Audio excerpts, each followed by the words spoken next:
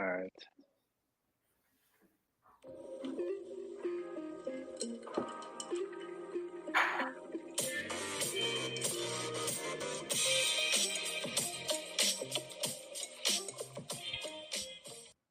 What is up, team? Welcome back to the Red Storm Rap Reaction Podcast. I'm Pat Kane. Thanks again to those tunes. Big shout out. I know you guys missed those tunes. Big shout out to Cole's 10th grade music project. They're using this keyboard sample, and it's come a long way. Speaking of Cole, he's back here again to help me discuss, if we can, the roster that has been created in just a few, 6-7 weeks since Coach Rick Pitino has been the new coach at St. John's. It hasn't always gone as smoothly as some folks would have hoped. If you follow along on Twitter, you'll definitely get a good glance of that. I think there have been a few bumps along the road, but as it stands now, we've got 11 guys on the roster signed and committed to St. John's, and I think we have a very interesting group of players and a group that I'm excited to see what Coach Pitino can make out of. And then, of course, we've got two more scholarships to play with. Cole, welcome back. What's your thoughts today? Yeah, man, it's exciting to finally start to see like what Rick's putting together as this roster starts to take shape. We've let Rick cook, and he's starting to put together his masterpiece. I'm not sure if it's coming from a Michelin 3-star restaurant or if it's more like a TGI Fridays, but we'll see what he can do. No matter what, we know we have the best coach in the game, arguably, like leading the ship. So no matter what, I'm always confident in that. But it is interesting to see the type of players that he's looking at. You can see, specifically sort of that slasher 3-4 guy that we just now have a bunch of 6'7", 6'8" dudes that all fit sort of the same mold. But you can tell what Rick wants to do and what he's trying to surround Joel with, and super, super exciting times. Yes.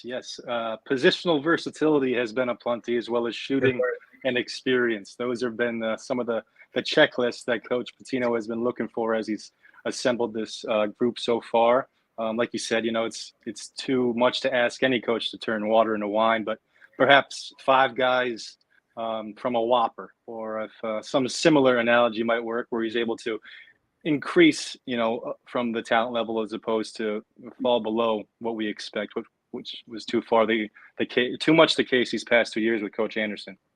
When we spoke, Cole, right when Coach Pitino was our new head coach, and we were, kind of in a blur of excitement and a haze for a little while, we said some of the things we'd like to see happen, going forward. And we both mentioned Joel Soriano. I actually want to think you said that was the biggest key. And I'm not sure if I agreed or disagreed, but I mentioned AJ Storr. We both mentioned Posh, 3 guys we'd like to see continue with Coach Pitino. We had mentioned several times, and I've mentioned several times during the year, I thought we had talent. I would have liked to see what Coach Pitino could do with it. But above all else, I was on one team, and that was a team let Coach Pitino decide. And he did, in fact, go out and get Soriano to sign on the dotted line, if you will, and commit to being his captain right for his opening press conference, type of a highlight, a lightning rod to signify his welcome to St. John's. Took him a while to make any other assumption or make any other judgments on any St. John's players. Perhaps quicker.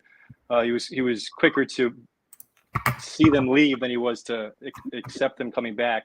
Eventually, extended invitations to both Storr and Posh, who both declined or refused, or for whatever reason didn't work out, and now they have transferred to Butler and Wisconsin, respectively.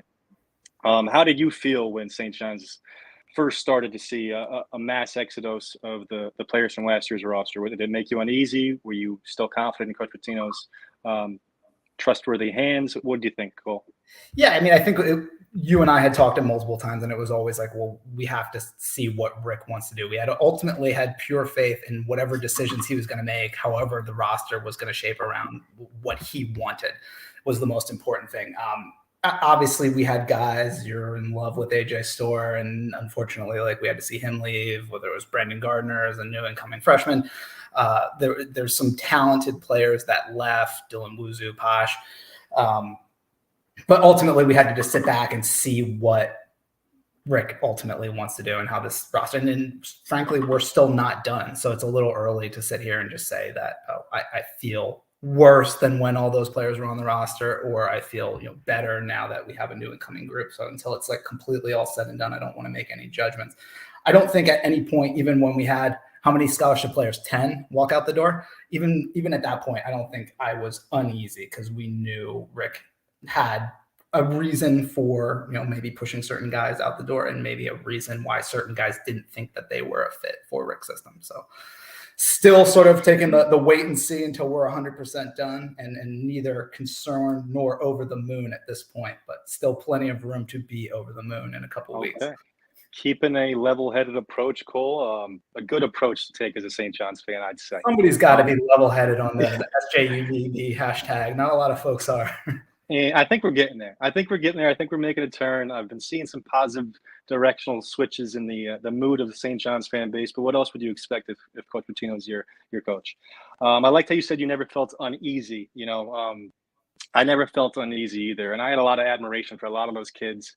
Posh, 3 years, really, wore the St. John's jersey like it was supposed to be worn, I thought, on the court. Dylan Wasu, huge fan of his. And as much as I would like to see him, I have no worry about replacing them in terms of trusting Coach Pitino. And it's not so much that you got to look at their individual talent. Does AJ Stoller have more talent than some of the guys we added? 100%. But you got to take into perspective what Coach Pitino is trying to do. Future years, bringing guys in, changing the culture, asking things of certain players. He did extend an offer to him to come back. Who knows if what that entailed, if the role would have to change. Again, Coach Pitino has been coaching for a very long time at the most successful levels. I'm going to defer to his opinion. Be it as it may, my own belief would have liked to see some of those guys stay, and I think some of them could help good basketball teams. But enough. Oh, sorry. Real quick, you just made a great point where, certain roles may have changed or certain guys may not have been fits, and I don't want to pile on any of the guys that have left, but I love the fact that you said maybe some players that left were and are more talented, but maybe just not the right fits. I think specifically of a guy like Storr and some of the comments that he made, I think when he first entered the transfer portal, and I don't think it was post him committing to Wisconsin, but him sort of saying about wanting to play for a coach that sort of lets you play through mistakes and learn to grow that way. And almost some of his comments kind of came off to at least some of the guys on the hashtag, like that he didn't want to work and, wanted to be willing to make the mistakes that he might have. And that obviously, as you know, isn't going to be a fit under Rick Pitino. He only wants kids that are going to leave it all on the practice court and will be absolute gym rats. So it is important for everybody to keep in mind, while we might have lost potentially more talented players than what we brought in, it's more about fit and what Rick Pitino can do with them as a new team takes mold. So definitely pumped to see how Rick finishes off shaping off this roster and how all those pieces fit together for one unit. Yeah, so he's obviously a very demanding coach. Not that many coaches aren't, but he seems to be on the upper side of what he demands. So he's got a bunch of guys that are familiar with the system. Those 4 transfers from Iona know what to expect. He's got a bunch of other guys who are very experienced, 5-year guys. Out of the 9 new guys we have, 4 of them only have 1 year left of eligibility. We're talking about 4 or 5-year seniors. So a lot of experience, a lot of familiarity, no real question marks. A lot of these guys come with great praise in terms of their attitude and their work ethic. Of course, that gets passed around a lot. Who knows what you can believe, but it was easy to see what Coach Pitino was targeting with his replacements in terms of filling out this roster, while also keeping the potential to have quite a bit of room to improve the roster with a big class next year as well, which is probably the case for most schools in the environment we're now dealing with. Mm-hmm. But let's hold off on last year's roster. Let's start the discussion on the new class. We've got 9 new guys. Like I said, 8 transfers, 1 freshman, 4 of them from Iona, 4 of them from other places, and that 1 freshman being Brady Dunlap. I got a little description. If you guys aren't following on YouTube, I suggest you guys get on to that channel and see these graphics. I mean, Cole is doing nothing but working behind the scenes, making some of the best graphics you'll ever see. That is the tech savvy wizard. And I got some stuff to discuss here on each player. Some stats, some skills, some numbers. As you see on the right there, you'll just see the full list of roster additions. We'll go one by one by these players. We'll share our thoughts. Boom. So first up, no longer the most recent addition, thanks to a surprise signing late last night on a Monday, but R.J. Luis Jr., a 6'6" freshman transfer from UMass. Super talented wingman, averaged 11.5 points per game last year, 4.5 rebounds, 1.3 assists, 1.1 steals. Shooting splits were 46% from the field, 35% from three, and 79% from the free throw line. He's a very versatile player, can guard 2 through 4. I think you could even get away with putting him at the 1 in some instances if we're in a pinch. He's got really good hands. 2.9 steal rate. That's 235th best in the country. Offensive rebound, 7.2 offensive rebound rate, really gets on the offensive glass. And he does an excellent job drawing fouls. His 1.2.8 points per shot attempt was higher than anyone on our team last year other than Joel Soriano. So he can get to the lane. He can make shots around the rim. His 5.3 fouls drawn per 40 minutes was 126th best in the country. So he's an elite guy in terms of drawing fouls. I think next year you could start and get minutes playing anywhere from the 2 through 4. His 8-10 numbers. So last year, once he really got going in conference, he averaged 14.5 points, 5.5 rebounds, 1.6 assists, and 1.1 steals. So you can tell. As he got comfortable as a freshman, he really got going, had big-time numbers, and was an 8-10 all-freshman performer. I think he projects to be a starter or sixth man who can play a handful of positions. I look at him as more of a big guard in the Rasheed Jordan mold as opposed to a forward with skills. That'd be like a DJ Kennedy. I love his ability to allow us to play big or small. He's a huge piece for this season and seasons moving forward. Cole, what's your thoughts here on RJ Luis? Yeah, I mean, dude, one of the things I love the most that you said is like his ability to draw fouls and then shoot at a high clip from the free throw line. Like I love that, a guy who's going to take the ball to the rim. I just wrote down a few like strengths and weaknesses, looking at some of his tapes, like his ability to score at the rim. Like you mentioned, I think he shot 55% on shots in and around the rim. So that's awesome that he can take it to the hole and actually finish, unlike maybe a player like Posh, who can do a great job of taking it to the rim and not finish. He's also a very skilled passer. So like you mentioned about maybe in a pinch when we need him to handle the ball, he can facilitate a little bit. His on-ball defense, like you mentioned, his steal rate being high. So that's fantastic. Just a few things I noticed that were mentioned as some weaknesses is he does have a relatively high turnover rate. So maybe that might be a negative if we ask him to handle the ball too much. And also his ability to shoot off the dribble. So again, maybe we need someone, a facilitator at the point guard spot who can create for him if he's going to be shooting like, spot up shots as opposed to having to create for himself off the dribble unless he's taking it to the rim. So good point. Definitely excited. Definitely, like you mentioned, I view him definitely as the starter and maybe one of the biggest acquisitions that Rick's gotten so far. Yeah, I think this is a guy, if he would have stayed at UMass or in the A-10 for another year, he would have averaged like 16, 6, and 3, something like that, and been a big get in the transfer portal next year. I think we might have got him a year ahead of time. He's still to beat out some big programs for him. So, dude, and if you look at like UMass Twitter and like some of the stuff that they've said, it's, there was a lot of talk mid last season amongst the UMass folks of like, hey, we need to start like, contributing to our nil collective because this is the type of guy that big programs are going to come calling for and that we would lose. And sure enough, Rick came in and got him on the line and pulled him in. I think he turned down supposedly $100,000 over 2 seasons. So we know he at least outbid that, or, whatever you want to call it in terms of NIL money. But good to see we were able to go get somebody other schools were after. That's RJ Luis. Next up, we've got Glenn Taylor Jr., a 6'6" sophomore transfer from Oregon State. Last year at Oregon State, he averaged 11.5 points, 3.7 rebounds, 2.2 assists, 0.6 steals. His shooting splits were 43% from the field, 31% from 3, and 80% from the free throw line. Some things he does real well. He attacks off the dribble. He's got positional versatility, Cole's favorite phrase, some size and athleticism, and he gets to the line like nobody's business. Similar to Luis in that department, 1.42 points per shot attempt was higher than anyone other than Joel last season and higher than Luis, who also was higher than everyone else. So 2 guys who really get good shots and take advantage of getting points from the free throw line. His 59.8 free throw rate was good enough for 45th best in the entire country. So very elite skill he possesses there. And his 54.6 true shooting percentage was higher than any guard wing on SJU last season. Also draws over 5 fouls per 40, higher than any guard or wing we had on St. John's last season.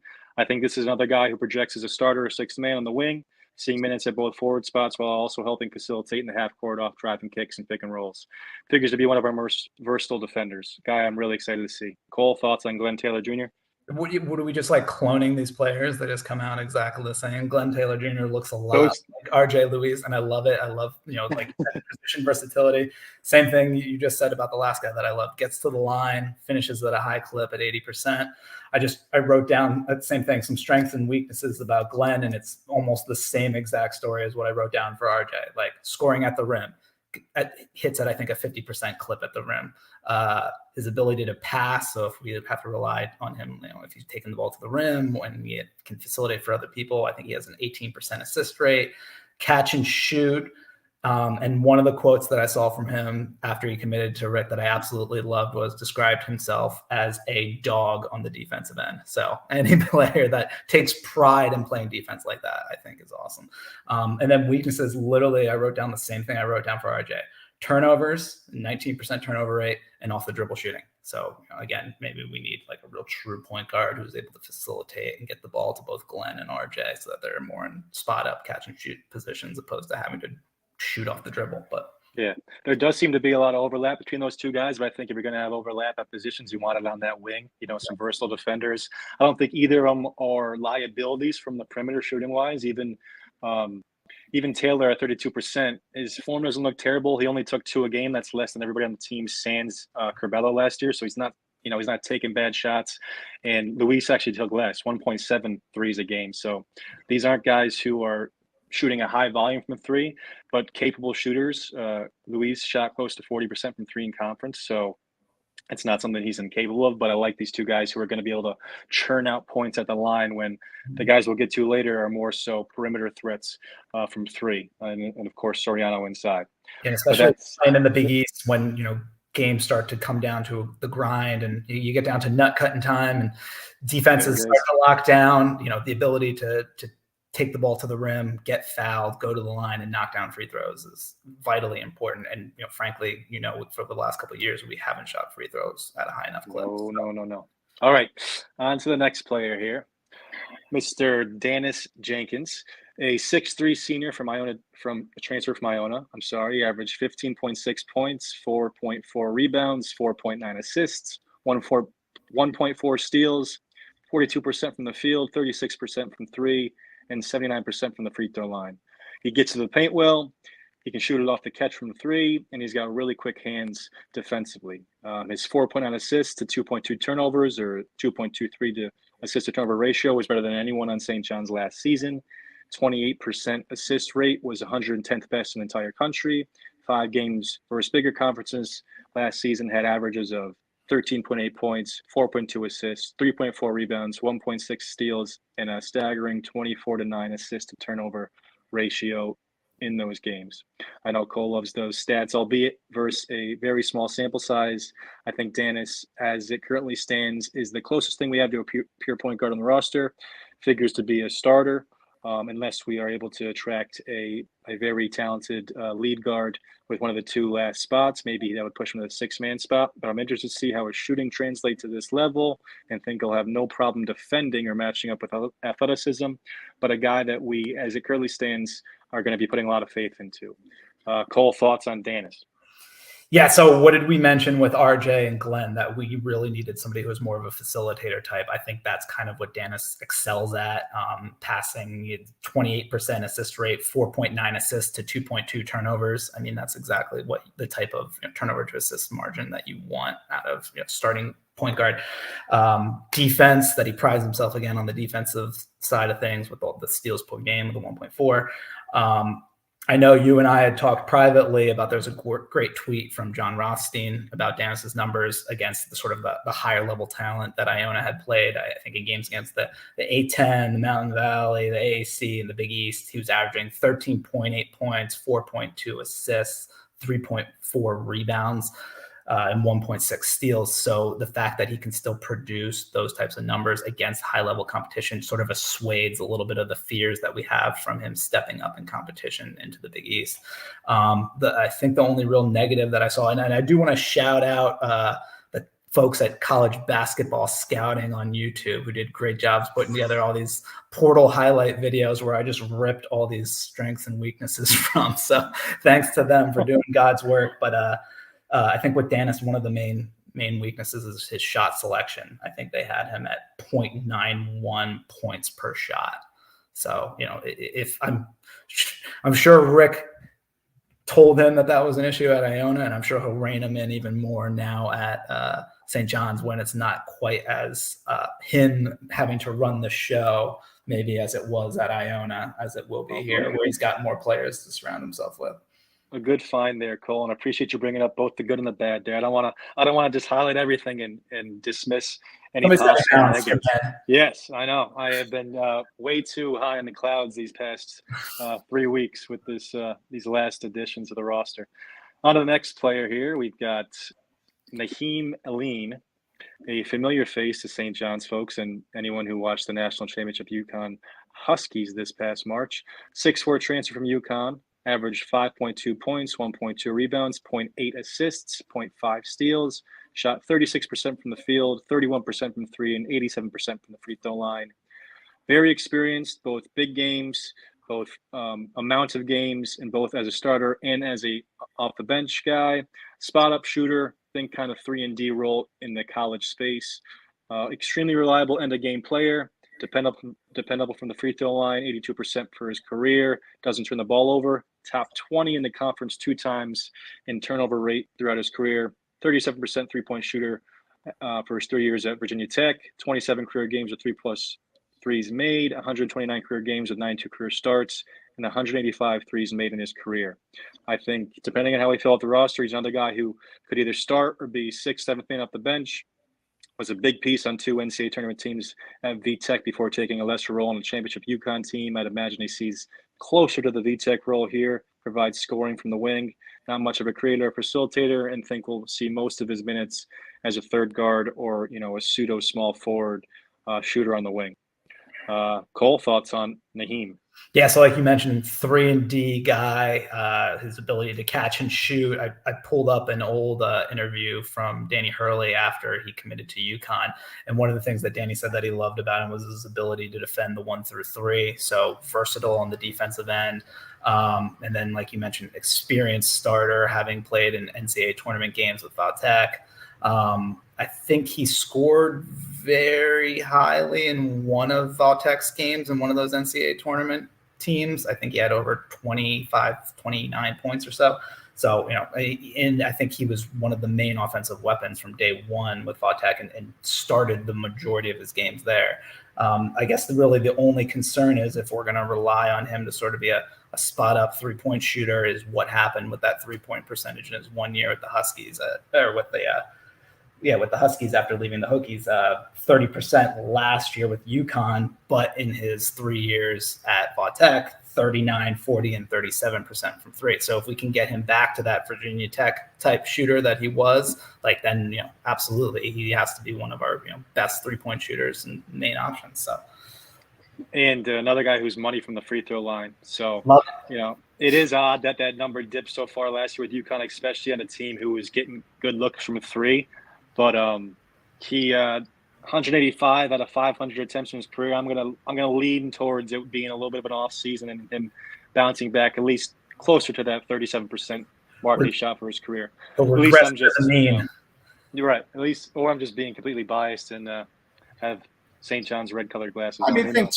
Well, yeah, of course you got to take those rose-colored glasses off and at least look at some weaknesses. I think the other thing to think of too is he was not really getting starter minutes at UConn. Did he constantly feel that short hook on him? Was he worried about missing shots? He brought in literally just to make shots. Did that have some effect on his? Yeah, it was a different role. It was definitely a different role for him. We'll see how he turns out next year, playing for Rick Pitino in St. John's. All right, on to our first high school recruit, our only high school recruit so far. 6'7" Brady Dunlap, a 4-star recruit out of California, depending on where you're getting your rankings from. Averaged 17 points last year as a senior, 5 rebounds, shot 47% from the field. This kid is a shooter off the catch, off the dribble, around screens, some mid-post, turnaround face-ups at the high school level. Who knows how much we'll see of that at the collegiate level. But he's got good size for his position in terms of height. He doesn't need to put on weight. Ranked 86 in the class, according to ESPN. Father was a high major assistant coach, and he models his game around Tyler Hero. Shooter off the bench this year who will hopefully develop and become a starter down the road. Kyle Keurig, a guy who played for Rick Pitino, former standout, played 5 minutes as a freshman, 15 minutes as a sophomore before developing into a really big contributor as a junior and senior. And something, maybe Brady could model his St. John's career after. Not to say he's incapable of getting minutes before then. I do think if he puts on weight, gets a little bit stronger, he could really help himself out by becoming an option as a small ball four. Not something he'll do primarily, but something he could do in some spurts, really stretch the floor out there. But as it stands right now, I don't foresee him being able to compete with bigger guys right now.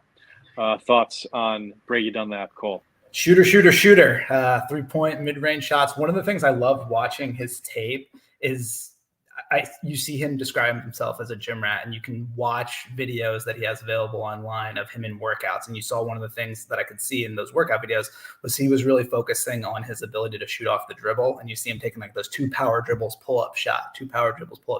And then you see that translate to the in-game tape where he's doing that exact same thing, catching the ball in the high post or catching the ball at the 3, pump fake, 2 dribbles to the side, shot off of a screen or something. And it's awesome to see a player who describes himself as a gym rat and that you see just putting in the work and having that translate to the in-game. Any guy that describes himself as a gym rat who just has the ability to shoot the way he does, it makes me think of another Caucasian shooter that we used to have back in the mid 80s who ended up being like not that great of a coach, but was the best player we've ever had. So, not to set too high of expectations on young Brady, but if he can have half the career that Chris Mullin Are you talking about Ron Rowan? Okay.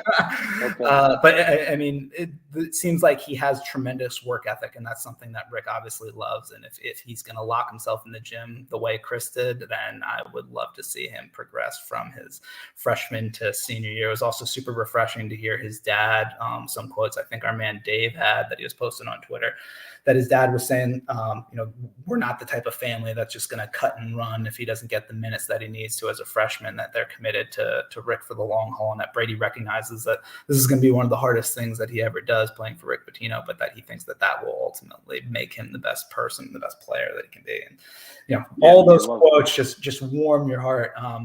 I was looking at an interview that Brady did, I think, after his junior year, where he was quoted as saying his only weakness that he thought of was on defense. And he said, quote unquote, that his defense wasn't good enough.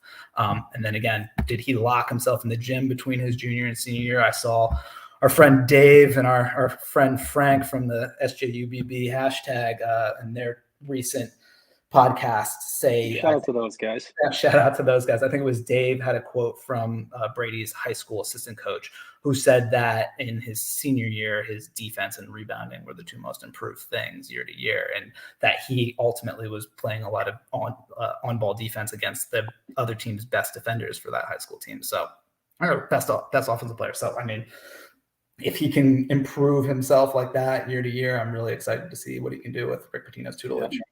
If you got that type of height and that type of shooting ability, and you're able to round out the rest of your game to not be someone they can take advantage of defensively, then the sky's the limit. Even if it's as a superb role player, a guy who can shoot and space the floor, can never have too many of those guys. So hopefully Brady, like you said, commits to working hard, commits to staying to the course, and we have ourselves a dynamite 3-point shooter, and perhaps more than that in a year or so. I will say the kid can't dance for shit, but. So his TikTok. I like the way he handled that. Too, yeah, he's got a sense of humor. So. He needs it. All right. On to the next player here, Quinn Slazinski. Hopefully I'm pronouncing that right. 6'9", senior transfer from Iona. 11.3 points per game, 5.7 rebounds, 1.9 assists, 0.6 steals, shot 43% from the field, 29% from 3, 75% from the free throw line. That's in 13 games last year at Iona. Some of the skills he possesses are as a perimeter shooter. He's got some passing ability and familiarity with Coach Pitino and the system he has and the demands he makes as a coach. He did sign with Louisville and played 2 years there prior to transferring to Iona. His sophomore season at Louisville, he averaged 6.2 points, 3.6 rebounds in 21 minutes. So he did get quite a bit of time that year. He only played 13 games last year at Iona. But he did have 5 games with 3+ threes, including last season in 13 games and the prior season at Iona. So capable of having some big games from 3-point land. veteran of Pitino's system who hopefully gets healthy and can be an option up front as a stretch big. Don't believe he'll be relied upon as a starter or a big minute player, but that will be determined by who we're able to fill out this rest of the class with. Thoughts on Quinn, Cole? Yeah, I think you mentioned it. It's can he stay healthy? I think coming out of high school, Quinn was a 3-star recruit who committed to Louisville. I guess he committed to Chris Mack, I would assume. Mm-hmm. Yeah. Well, he played for Chris Mack. I think there was some Pitino connection. Obviously, Pitino wasn't coach when he was close to committing, but maybe when he was a younger recruit, there was some familiarity there when he was still at Louisville. When he was a young prospect. Yeah, might have originally been recruiting. I mean, obviously, I think with some of these more bench guys from Iona, the most important thing is that they know what it takes to play for Rick Pitino and that they're committed to that. Similar to what I was just saying about Brady, it was super refreshing to hear some of the quotes that came out from Quinn where he was saying, like, this is my last year. I wouldn't play anywhere else besides for Rick Pitino. And it's awesome to see that Rick has that type of connection with his players. So. Yeah. Oh, yeah. All right, on to the next one. Getting towards the end here. Cruz Davis, a 6'3" sophomore, another Iona transfer. Last year, in limited minutes, he averaged 6.5 points, 1.4 rebounds, 1 assist, 0.7 steals, shot 42% from the floor, 32% from three, and 76% from the free throw line. He's a long, athletic guard. Coach Pitino mentions his defensive ability. He's got some upside. 3 years left eligibility-wise. Was a pretty sought-after recruit before he chose Iona. And he knew the competition he'd be walking into coming to St. John, so I like to see that. He can guard all 3 positions in the backcourt, and he's a lefty. And me, myself, am a sucker for the lefties, so good to see another one in Coach Pitino's repertoire. As stands now, I figure he'll be a depth guard piece, has potential down the line. I think it's worth noting Walter Clayton Jr., player that many St. John's fans wanted, who chose to not follow Coach Pitino, instead signed with Florida, had slightly better numbers. I mean, better the numbers than Cruz, but not by a big stretch as a freshman at Iona. So perhaps Cruz Davis can see similar growth in his game as he progresses as a player. Obviously, when he first signed, some St. John's fans question whether that was a good sign or a bad sign in terms of what Coach Pitino would be able to bring in. But as we've mentioned as well, there's things to take note of: familiarity, potential to grow as a player. It's not easy to have 13 studs on a roster. So thoughts, Cole, on Cruz Davis? Yeah, I think you're probably right. Depending on how we fill out these last few scholarships on the roster, Cruz is more of a bench piece, at least for this coming year. But I think he was in the top 220 coming out of high school as a high school recruit, with other offers from other high major programs. I think Oregon State, TCU, Houston, before choosing Iona. So, like you mentioned, he was well sought after. And I think obviously the familiarity with Rick is super important. So if he isn't asked to play a major role for this year for St. John's, no opposition from my end. Happy to have him on the bench and happy to see what Rick can do to help him improve and grow. All right, Cruz. Good things coming from Cruz, boy. All right. Sean Conway, a 6'5" senior transfer from VMI. Last year, he averaged 12.1 points, 4.9 rebounds, 1.4 assists, 0.9 steals, shot 42% from the floor, 38% from three, and 87% from the free throw line. Quality shooter from three. He's a solid rebounder from the wing, and he's experienced. 200 made threes in his career, 28 career games of 3+ threes. He had 11 last year, so capable of getting hot and having a big game from distance.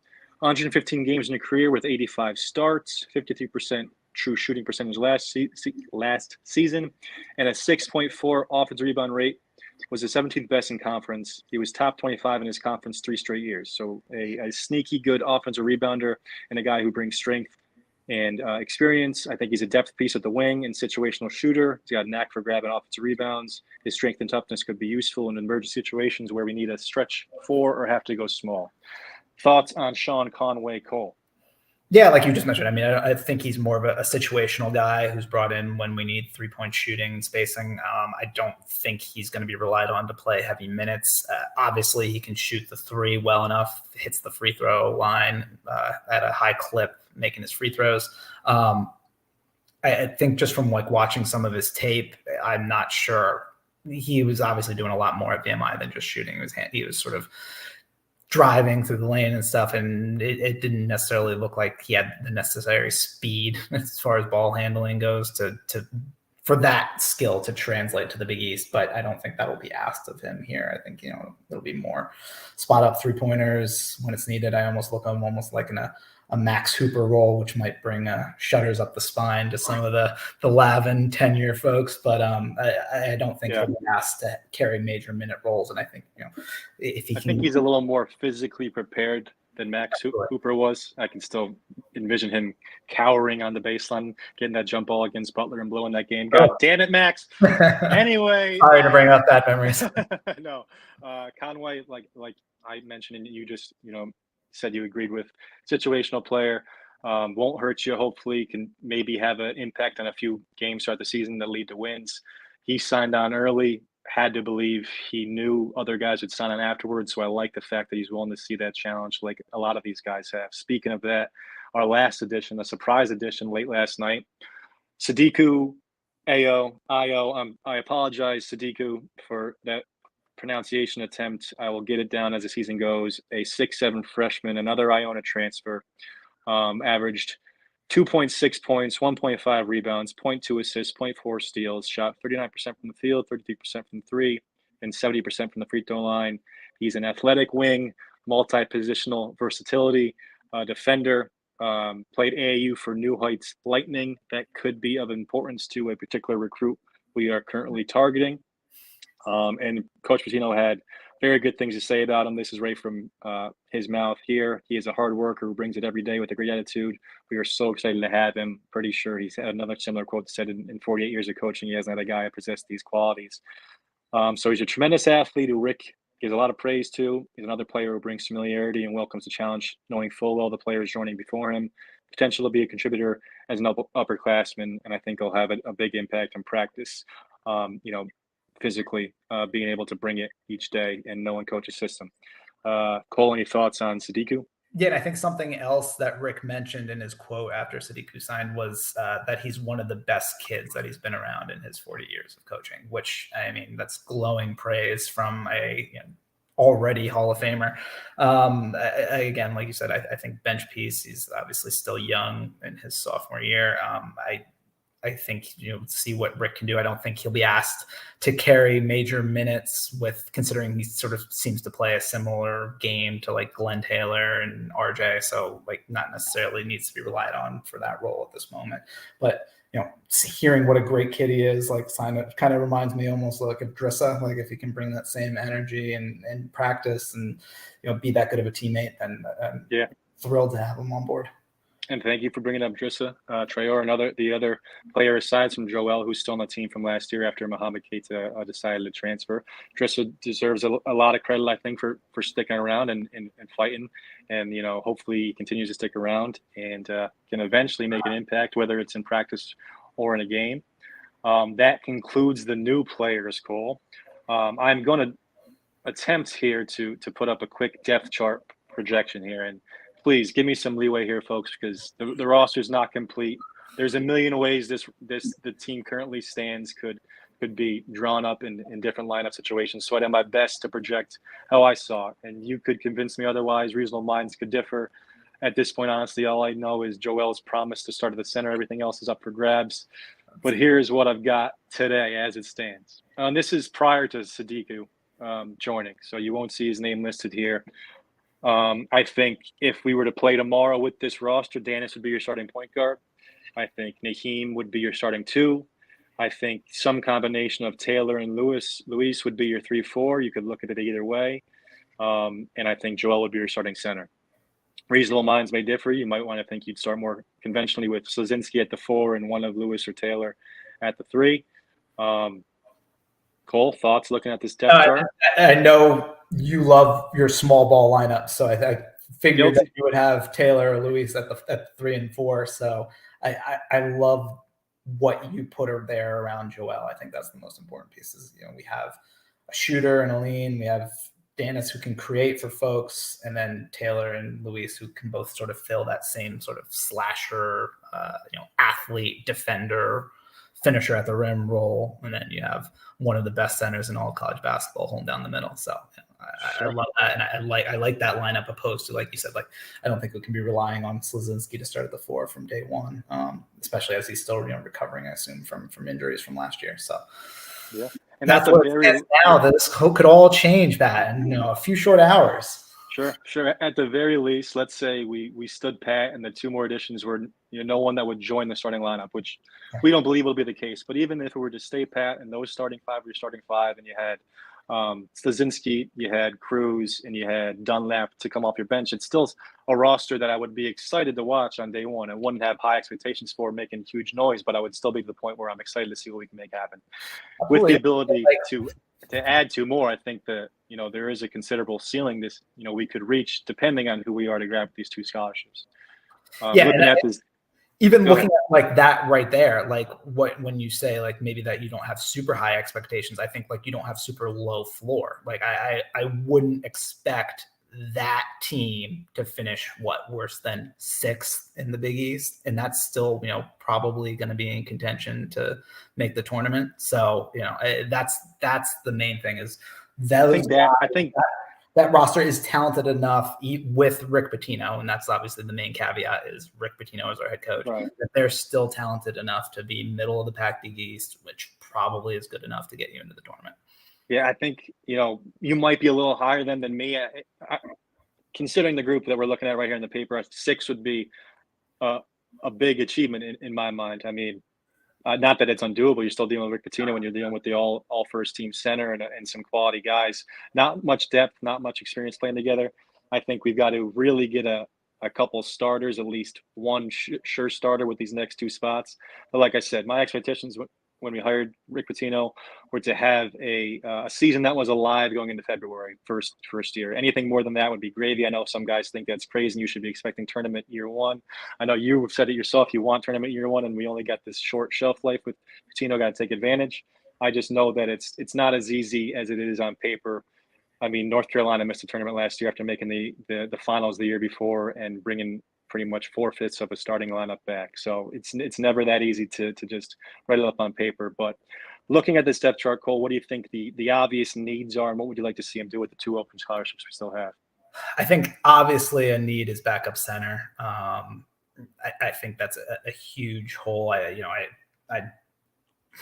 There's a few names that have been bandied about as far as guys that we're potentially targeting, but I think we need to have some insurance for Joel. God forbid there's any type of injury, but also we need to be able to spell him a little bit. And I don't think either Slazinski or Trier can give us those minutes in real Big East play.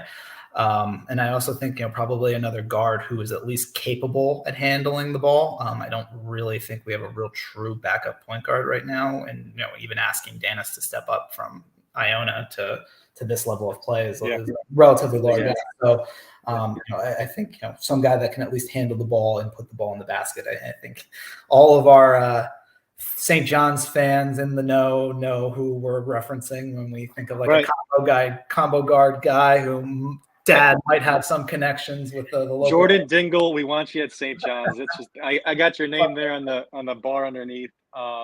Yeah, he would be the absolute picture perfect piece of the puzzle in my opinion. He's a scoring guard who can do it at all 3 levels. His strength will translate well to the Big East. He's not some guy who physically can't handle that.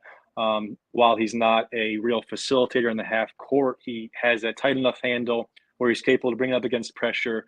You could let your forwards, your other guards, help facilitate in the half court while still having him as a primary ball handler, taking it up against a defender, and then he could do his offensive scoring in the half court. But he's some guy who would really complement the guys we do have, and another guy who gets to the line at an extremely high rate, can score from 3, and you could pencil him in as the starting 2 guard, and you could really quickly forget about any other potential misses Pitino might have had, i.e. Walter Clayton or Noah Thomason, or I don't know, penciling another Nick Timberlake or whatever the case may be. If you get if you get Jordan Dingle, then that's the biggest get we got. He's a starter from day one and completely changes the outlook of the season. And then I agree, you need someone who can play some backup minutes at the center. It's not the easy thing to do when you're coming in to back up Joel, and the sell you're giving a guy. I'm not sure you would hope you could pitch some minutes at the 4, but if he's capable of getting minutes at the 4, is he really the center you want? So it's a hard thing to juggle. The three guys that have been mentioned most, Jordan Dingle, like we said, Lance Ware, transfer from Kentucky, and Zuby Ejiofor. I'm sorry, Zuby. I'm not sure if that's how you pronounce it, but Zuby was mentioned today having a St. John's visit lined up, as well as Villanova and TCU, Texas kid. So hopefully he doesn't want to go home to TCU. But there's obviously a window here and an opportunity for a big 4 or 5 to get some minutes next year, and then some major minutes moving forward once Joel's gone. Yeah, and like you said, I think it's, trying to sell a kid who maybe, what was highly ranked out of high school, like maybe a kid like Lance Ware, and then struggled to find minutes in his first spot, like try to sell them on, hey, come here, you're going to get minutes, you're going to learn under Rick Pitino, and then Joel's going to leave after this year, and the keys to the kingdom could potentially be yours. I think when we talk about, we went through the whole roster, and I think something also important to bring up is sort of the scholarship distribution. It's kind of pretty obvious what Rick's doing as far as getting older, experienced players for this first year. Having Joel, Conway, and Alleyne all as fifth-year players, having Slazinski and Danis both in their fourth year. I'm not sure how COVID, that extra year works, if that's still applicable. They're done. So you've got 5 open scholarships that will come up, and you got to think what Rick's doing there is maybe he realized that he needs more time to develop the connections locally with some of those bigger high school level recruits. So you get these older players, you bring them in here, their experience, you can put together a winning roster in year 1, give you a little bit of more time to develop relationships with maybe a guy like Boogie Fland, maybe talking in Jackson to say, hey, that UNC down there, they're not looking and get him coming back in the fold. I think that's kind of clear that that's what the approach he's taken. And, obviously a lot of people were kind of upset today with Mackenzie Mbaku leaving us out of his final 2. I kind of thought it would have been perfect to slot him next to Joel as the ultimate stretch 4, but I did want to. From a St. John's perspective, it seemed to make a lot of sense, but you kind of give him credit for letting us know, so we're not hanging on and we got to go fill that spot. Yeah, but I wanted to share like a quick personal story, just about some of the things like recruiting at St. John's. Back in the day, my dad, who taught at St. John's, ran a fundraiser, started up a fundraiser for the Pediatric Cancer Research Foundation called Dribble for the Cure. I think it's now called Dribble for Victory at St. John's, which originally came from UCLA. In the first year, UCLA was playing St. John's at the Garden, and we had a big reception over at Stout in NYC by the Garden, and a bunch of people showed up, and to the surprise of a lot of people, everybody from UCLA was there. We were all rubbing shoulders, and Lavin and Gene Cady and Lavin's wife all showed up, and Gene Cady, a lot of people from our Red Dot fans message board might even remember this. Mike Mayer was there, and some other people from there. Wow. And we had the opportunity to actually chill with Gene Cady for a little bit. I don't know, he was having a few pops or what, but he was actually very open and honest with his opinions of St. John's, and mentioned specifically that when Lavin first approached him with the idea of taking the job at St. John's, that he wasn't in taking the job and also bringing Gene on as a special advisor, that Gene didn't suggest that to Lavin that would be a good idea. He said he didn't really understand how hard it is to recruit in New York City, and how hard it is with kids leaving the city before even they get to college, leaving to go for prep years and transferring high schools.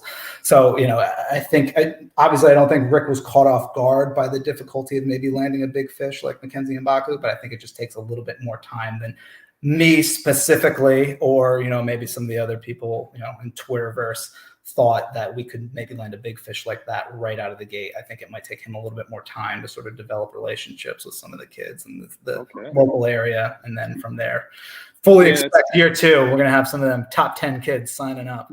Good way to stay grounded there. I think it does take some time, not only time, but just options. There was limited options, but big shout out to Mr. Latshaw, big shout out to Mr. Keedy and Mr. Lavin and Mike Mahar and Red fans and all those good St. John's fans. So Dribble for the Cure, I mean, that's awesome. I mean, I see that's usually a big recruiting weekend for St. John's. You get a lot of the first quotes on the season ahead. The season's right around the corner when the Dribble for the Cure comes. So that's an awesome story. I'm happy you shared that. Cole, closing in on 50 minutes here. It just takes a long time when we're discussing this huge roster. Is there anything else you'd like to add before we sign off here? Any closing remarks, thoughts on the team? Dude, no, I mean, I think, we both maybe aren't 100% bullish on the roster as currently constructed. And there's still spots to fill, and that could completely change in the matter of days. Should Mr. Dingle maybe want to sign on, or other big name players like that. But I think the most important thing to keep in mind is, irregardless of the type of talent that we think is currently on the roster, our coach is still Rick Pitino, and Rick Pitino can work wonders with a player, that maybe isn't ranked so high. So, we should give him time to put together the roster that will fit his coaching style. And I think ultimately we're in fantastic hands. Couldn't be in better hands. And that still, no matter how this roster looks, I'm going to have high expectations for him. Perfect. And I just want to go on the record here, Cole, that I might not be jumping over the moon, but I am very happy with how the roster is taking shape. I am more than excited. But, that has something to do with my expectations for the season. I wasn't expecting to turn water into wine. So I'm very pleased with the additions we've had, and looking forward to the 2 more additions to come. Thanks, Cole, for joining me. Thanks, everyone, for tuning in. Please subscribe to the podcast. Please follow along on YouTube or Spotify or Apple Podcast. More to come as we continue to see St. John's transform under Coach Pitino. For Coach Pitino, I'm Pat Kane. That's Cole Lawshaw. This has been the Red Storm Rap Reaction.